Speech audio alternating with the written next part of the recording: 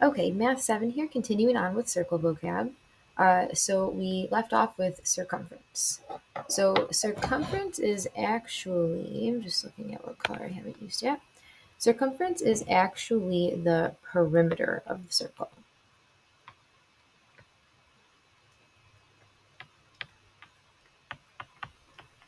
aka that outside length.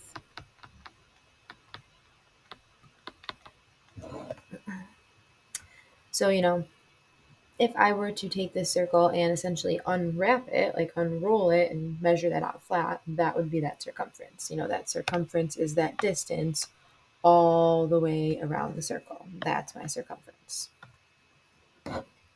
Actually, I could just clean that up and actually leave that on there. Yeah, that distance all the way around is the circumference. So obviously the reason we don't call it perimeter, because when we think about perimeter, we think about adding all of the sides together, and that's kind of sketchy with circle because the circle doesn't have any sides.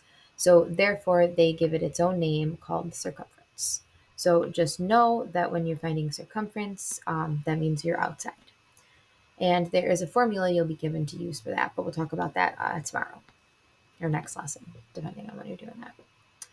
Okay, so that leads us up to our area, and the area of a circle, you are also given this formula. The area of a circle is pi r squared. And important to know that you are given this on your state tests. Obviously, you'll be given um, you'll be given to it on your test and whatnot because it'll be in your notes.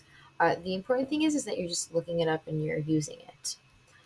Also important here to realize that this is r squared, making sure that you write that in your notes as r squared and not 2r.